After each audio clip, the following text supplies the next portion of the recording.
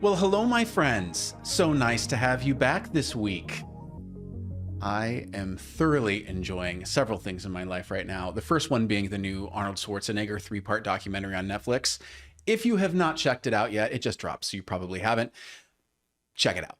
It's awesome, especially if you were raised in the time that I was in the 80s and the action movies and everything. It's so fascinating to see the journey of who you think Arnold Schwarzenegger was, this muscle builder, bodybuilder, and the drive and this family history and kind of where he's gone with his lives. A lot of us have seen, the action movie stuff and, the cigars and the Humvees and like all that kind of stuff. And seeing how he developed that brand very intentionally, especially if you're in a marketing space like me, or if you're in this sort of realm of area, it's very fascinating to watch, and how purposeful and calculated a lot of his moves have been. And how he's the kind of person that just doesn't settle for achieving excellence in one field. Once he has gotten to the pinnacle, a peak, he is already looking at the next peak. Like Sir Edmund Hillary. In fact, he quotes him in the documentary. It's just like, people ask Sir Edmund Hillary once he got to the top of Mount Everest, as documented as the first man on top of Everest. Probably wasn't the first man. Lots of other people indigenous to that area probably had been on top first, but he's credited with it. So let's go with that for a moment. But they asked him what he thought when he got to the top of Mount Everest. And he famously, apparently said, as the story goes, I was already looking from that top of Everest at the next peak and how I would figure out the route to get there. So it's really interesting. I'm loving watching it. And it made me think about that whole concept of looking at the next peak and the next peak and the next peak. And those of us that are entrepreneurs or intrapreneurs, if you're an intrapreneur, if you're not familiar with that term, that's someone who might be working at a company within a corporate structure, but you have the mindset of an entrepreneur. You are looking for, or have been tasked to look for, opportunities in an entrepreneurial mindset that could build the business. To have that, not just do these tasks that we hired you for, but like think outside the box of how your company could go in a different direction or make money doing something different with their product they might not be doing right now with their product or service.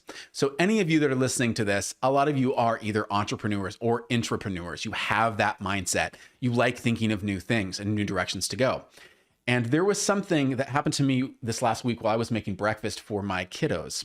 And I make the same breakfast every morning because if you have kids, they get set on very specific things that they like to eat. And going outside of those parameters sometimes at certain ages is just catastrophe. So just stay the course with what they will actually eat each morning and that is semi-nutritional. This is something that as a father, I have learned to go with. And every morning I'm making toast and I open that bread bag every single morning. And every single morning I come across this little guy. Those of you that are watching this on YouTube will see that I am holding up one of these little plastic chip clips. We've all seen them. They're in all kinds of twisty bags and stuff like that. If you're getting bread or you're getting, muffins from a deli or lots of different places, you'll have this little plastic tab that holds your bread bag shut and lets you reseal it as well. Now, some of you may have been raised in a time, and they still exist as well, where there were twist ties, little piece of wire in a paper sheath, basically, that you can twist ties. They still exist today. But this little guy came around in the mid 1950s. It's called the Quick Clip in my research that I did. And I found out it's actually manufactured in the same town that I was raised in Yakima, Washington State. And as the story goes, this little plastic clip was thought of when the gentleman that owns the Quick Lock company, so KWIK, Quick Lock, LOK, because, it's always fun to play with words and proper spellings.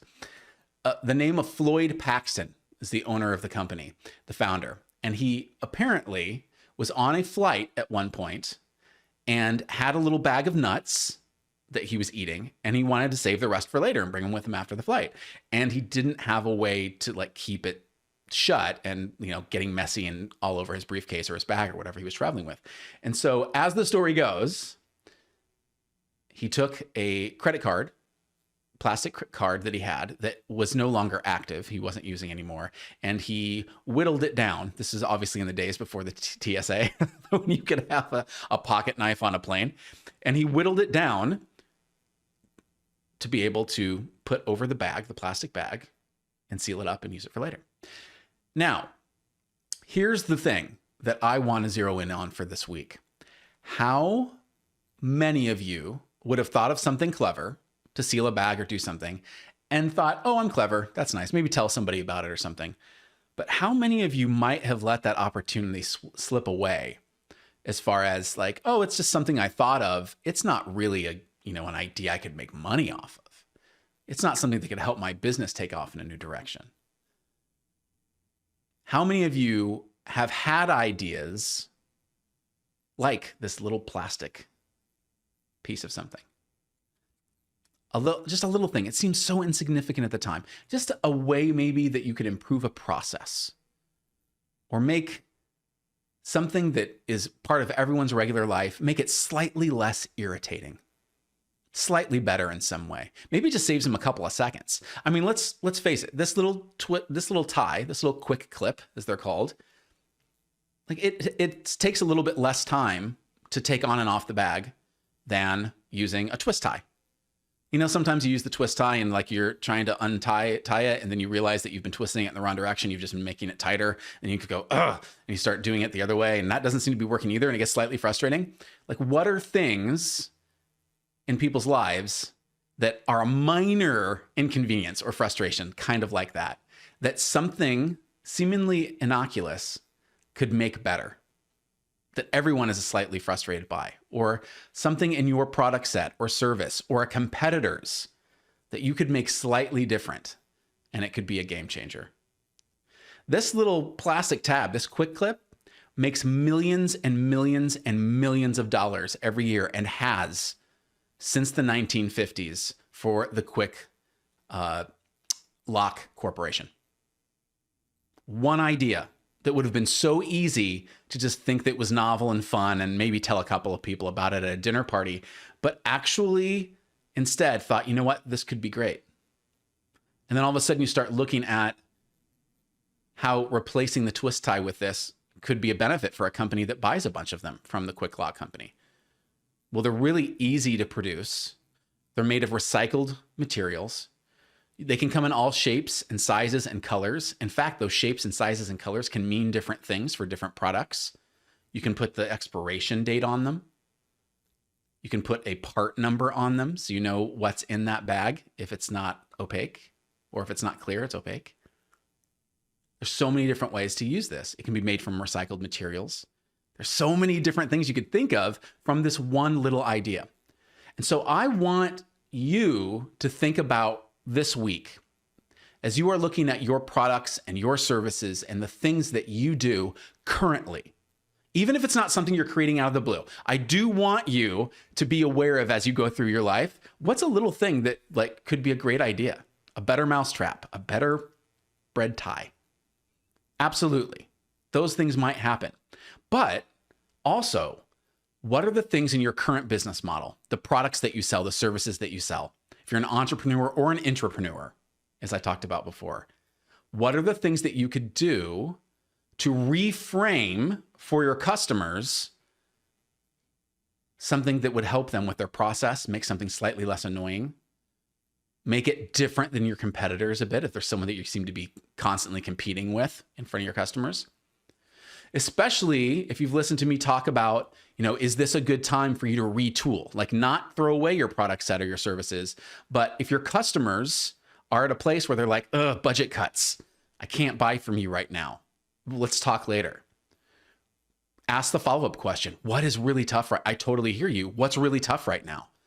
What's happening with your budget cuts? What are you refocusing on right now? What's the most important thing for you in your job right now that's stressing you out, that you are responsible for in front of your managers and the people that you report to?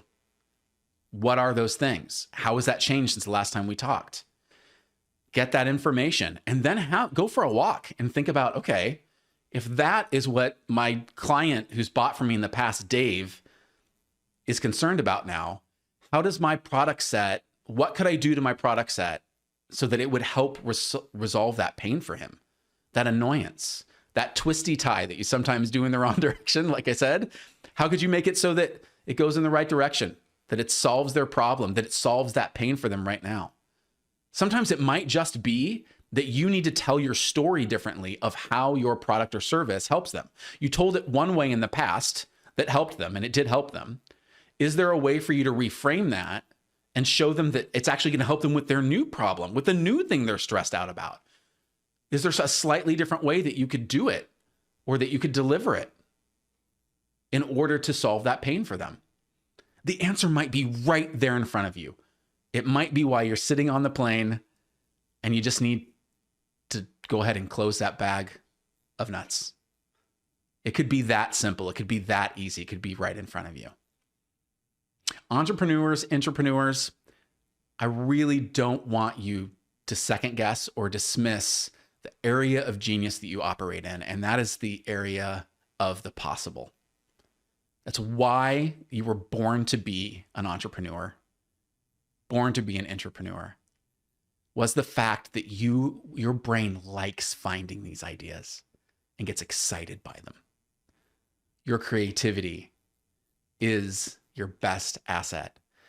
The last thing I want you to do is to start getting used to, or if you've already started to get used to it, I want you to unlearn the behavior of dismissing your ideas as silly, as novel, as something just to discuss at a party. They could be life-changing for you, for your business, for your customers, for their customers. Don't stay quiet. When you think of something cool, write it down. There's another famous story that I love to tell. In fact, I was telling my son this just a few weeks ago. He comes up with great ideas as far as like dialogue, like just little snippets of dialogue or an idea for a short story or a short film or a TV episode of something or a theme for a story. And I told him, you got to start writing these down. And I've talked in the past about having a little notebook or a note application on your phone that's easy to open in a couple of clicks and allows you just to like get the first few trigger words down so that it would re-trigger the thought, the idea that you had, so you don't lose your ideas. Because us business owners and entrepreneurs and leaders, we have ideas all the time. Sometimes just keeping track of them can be the hard part. So the famous story of the Wizard of Oz, of the gentleman that wrote The Wizard of Oz, is that he had the idea for The Wizard of Oz when he was about to get in the car and go on his commute on the way home. And he was afraid, because he didn't have anything to write on, that he would forget about it. Because it was just a little snippet of an idea, just a few things in his head. We've all had moments like that, like, oh, that'd be cool, that'd be neat. And on the back of his car, on the rear window, it was dusty, and he just wrote Oz, O-Z. So that when he got home and he parked the car and he got out and he walked around the back and into his house, he would see it and he would remember that idea and then write it down when he got inside. How crazy would it be if he had forgotten about that and we never had the Wizard of Oz? Right? Your ideas, your inspiration, your creativity is not insignificant. It is not something that's cute or nice to have. It can be completely life-changing. So take a look at the things that you're doing right now, especially if you're feeling frustrated and the way that you're telling your story doesn't seem to be working. What's the way that you might be able to make the chip clip? What is a chip clip idea that you might have lying around that you didn't even realize could be the thing, the very thing that you need right now? All right, my friends, have a fantastic week. I'll talk to you next time.